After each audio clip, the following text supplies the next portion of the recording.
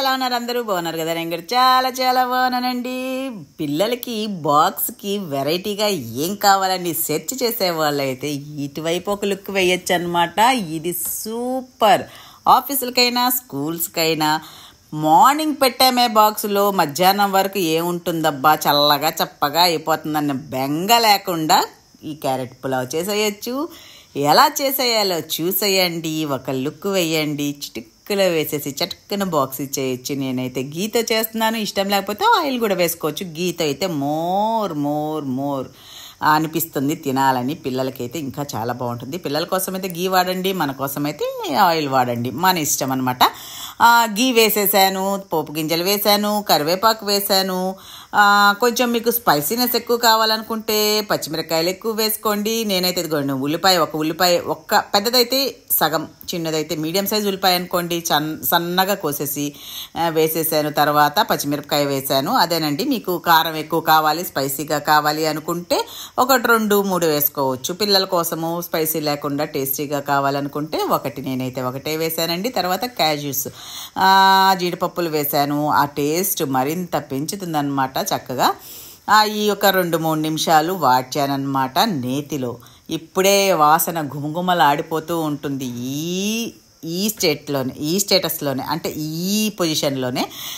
ఇంకేంటి, దానికి పుదీనా వేసానండి. పుదీనా ఇష్టం ఉంటే వేసుకోవచ్చు, లేదంటే స్కిప్ చేసేయచ్చు. నేనైతే మంచి సువాసన వస్తుంది అనేసి పుదీనా వేసాను. టేస్ట్ అయితే అదిరిపోయిందండి.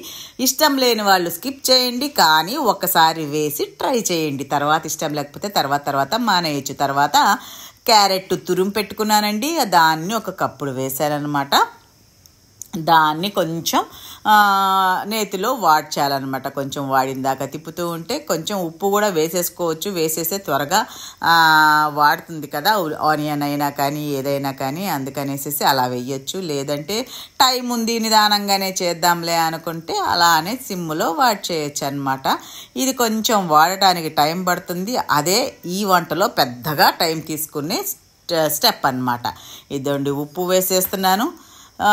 ఉప్పు వేసి అంటే చూసుకోండి, కొంచెం క్యారెట్ కొంచెం తీయగా ఉంటుంది కాబట్టి మీరు అందాజుగా కాకుండా ఒక్కరో టేస్ట్ చూసి వేసుకోండి ఉప్పు. తర్వాత పసుపు వేసానండి. దాని తర్వాత ఇప్పుడు నేను పెప్పర్ పౌడర్ వేస్తున్నాను. ఇది కూడా ఏంటంటే మీకు స్పైసీనెస్ ఇష్టం ఉండేవాళ్ళు కొంచెం పెంచుకోవచ్చు, లేదంటే తగ్గించుకోవచ్చు. కానీ పెప్పర్ పౌడర్ వేయాలండి. వేస్తేనే ఆ మజా అనేది వస్తుంది అనమాట. మొత్తానికైతే స్కిప్ చెయ్యొద్దు. చేస్తే మళ్ళీ తీయగా అనిపిస్తుంది. పెప్పర్ పౌడర్ వేస్తే టేస్ట్ బాగుంటుందండి. కొంచెమైనా సరే వేయండి. తర్వాత నేను బాస్మతి రైస్ ఆల్రెడీ బాయిల్ చేసి పెట్టున్నానండి, అది వేసానమాట. దాన్ని మనం చక్కగా ఈ క్యారెట్ దీంట్లో మిక్స్ చేసేయాలి. అంతే, అయిపోయిలా. ఎంతసేపు టిఫిన్ బాక్సుల్లోకి 10 నిమిషాల్లో పొద్దున్నే రాత్రి మిగిలిన అన్నంతో కూడా చెయ్యొచ్చు. అదేం వద్దంత పాపం. రాత్రి మిగిలిన అన్నంను ఇలా యూజ్ చేసుకోవచ్చు. అంటే బాక్సుల్లోకి పెట్టడానికైతే రాత్రి మిగిలిన అన్నము పెడితే మధ్యాహ్నం వరకు ఉంటుందా లేదో తెలియదు కదా, అందుకని అనమాట. ఇంట్లో మార్నింగ్ తినే వాళ్ళకైతే బాగానే ఉంటుంది. సో ఏదో ఒక రైస్ అనమాట, రైస్తో ఇలా చేసేయచ్చు. నేనైతే బాస్మతి రైస్ కొంచెం బాగుంటుంది కదా అనేసి నేను ఇలా చేశానండి. లేదంటే నార్మల్ రైస్, మిగిలిన రైస్తో కూడా లెఫ్ట్ ఓవర్ రైస్ ఇలా యూస్ చేసుకోవచ్చండి చక్కగా. తర్వాత ఫైనల్గా కొత్తిమీర వేసేసి 2 నిమిషాలు మిక్స్ చేసేసి అటు ఇటు తిప్పేస్తే మన క్యారెట్ పులావ్ అయితే రెడీ అయిపోతుంది. 2 నిమిషాల్లో. గట్టిగా చెప్పాలంటే ఉల్లిపాయ కట్టింగు, క్యారెట్ తురిమింగు ఇవన్నీ కలిపి వాటితో కూడా కలిపితే 10 నిమిషాల్లో అండి. అన్నము మిగిలిందంటే ఇంకొంచెం తక్కువ పడితే అప్పటికప్పుడు వండాలంటే ఇవన్నీ కలిపి మొత్తం చేయడానికి పట్టే టైం 10 నిమిషాలు. టేస్ట్ మాత్రం 100 నిమిషాలకి ఈక్వల్ అనమాట. అంత బాగుంటుంది. ఈజీగా చేసుకుని బాక్సుల్లోకి, అందులో పిల్లలకి రకరకాలు కావాలి కదా మరి, ఏమంటారు, లేదంటే ఇచ్చిన బాక్స్ అట్టే వెనక్కి వస్తుంది. అందుకని ఇలాంటివి అప్పుడప్పుడు ట్రై చేస్తూ ఉండండి. సూపర్గా ఉందన్నమాట.